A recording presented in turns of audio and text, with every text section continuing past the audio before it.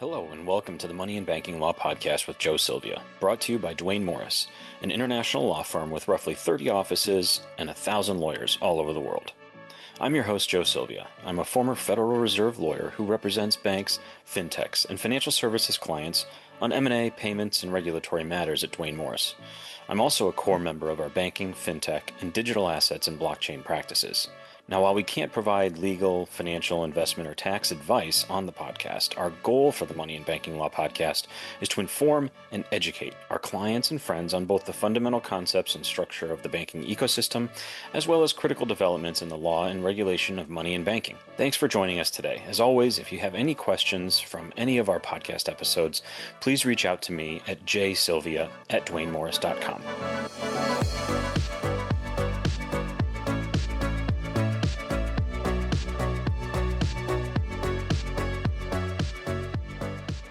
All right, well, thanks for joining. We've got one of our first guests here, Kevin Strenski from Nardello and Company. So, Kevin, why don't you tell me a little bit about what your background is like and then what you're doing at Nardello and Company? I know your partner was on our first panel on AI, so what can you tell us about what you're up to? Of course. My name is Kevin Strenski. I work at Nardello & Co. I do our cryptocurrency investigations.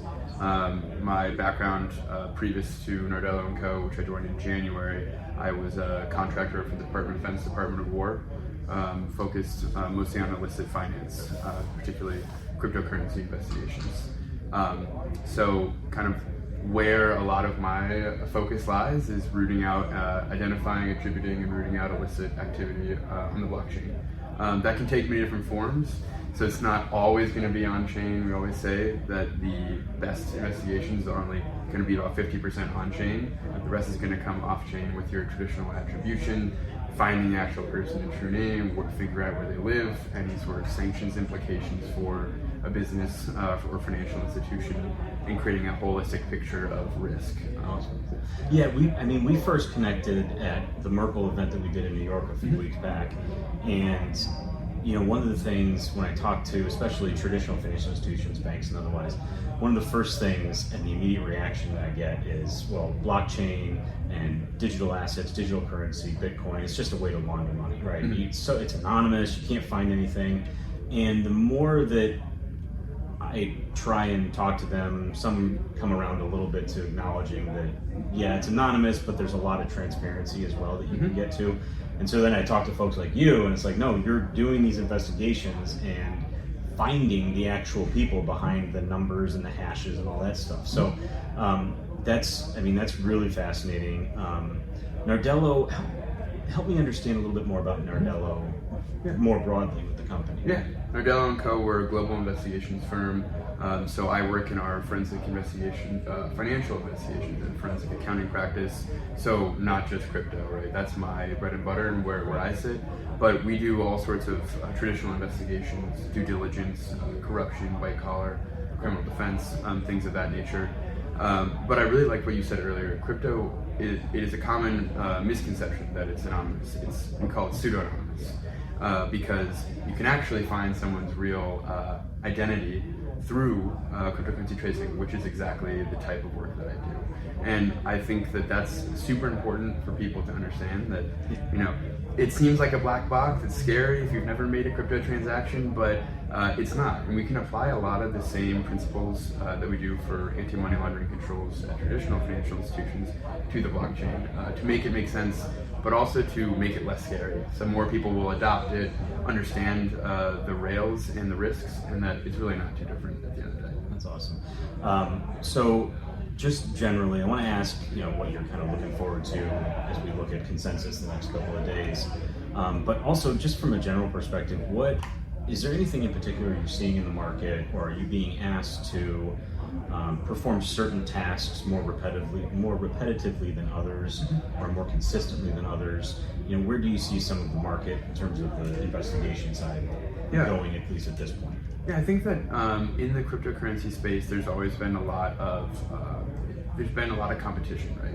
So that's definitely a major area that I think will continue to increase, especially as the market has shrunk a little bit on the crypto side and funding has moved more towards AI. trying to understand what's going on in the competitive space and also the risk. I mean, now you can, through prediction markets, you can make money pretty quickly through having access to good information. These lead to a lot of investigations, folks like myself. But for consensus and moving forward in the crypto industry, I really want to see more conversations like the one we're having about, I think real adoption comes through trust.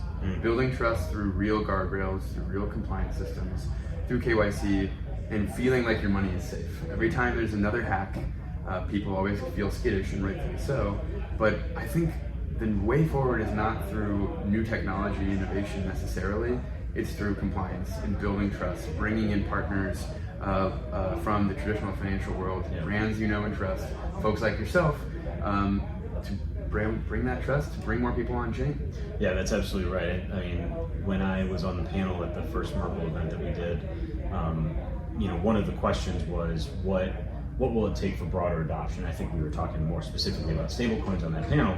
My point was exactly what you just said, right? And this was not planned, but that's exactly what I said is we need to avoid bad press. We need to avoid bad news, because every time something like that happens, there's a group of people, or whether it's traditional finance or one side of the aisle or the other, says, look, that's why we don't like it, because we knew this was going to happen, and here's the proof again. And so, you're right, building the trust and trying to be on a consistent level-ish field where there's not bad event after bad event. That to me is one of the most important things for us moving forward. Yeah.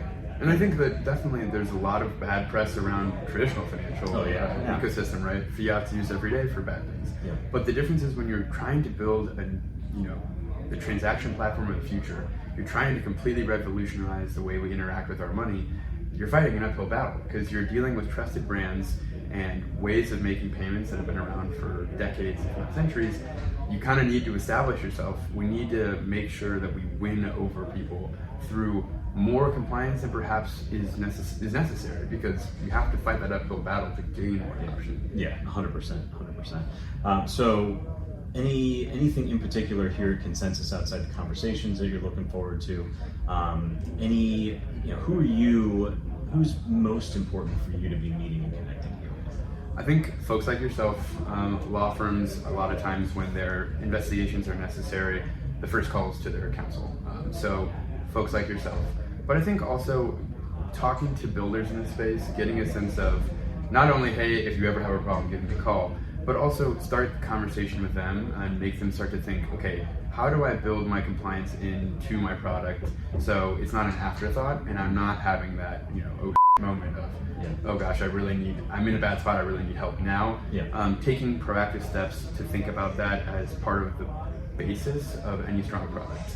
And also just learning from folks like yourself, learning from people in the industry. It's always an exciting thing. Yeah, I mean, when I went to the event last year in Toronto, it was just like a tidal wave of learning, because there's a lot of folks that are super deep into very esoteric things in this industry, which is great. But coming from a more traditional perspective, especially traditional finance or traditional law, it's kind of a whirlwind sometimes. But there's a lot of people here. I'm told the weather is going to improve the next couple of days down here in Miami, so we'll see. But anyway, Kevin, I really appreciate you being here. I appreciate you taking the time. Hope that we can keep connecting and have you on again in the future. And I'm sure that we'll find some things to work on with some bad actors at some point. But thank you for having me. Until then, I appreciate it. Thanks, Kevin. Thank you. Absolutely, man.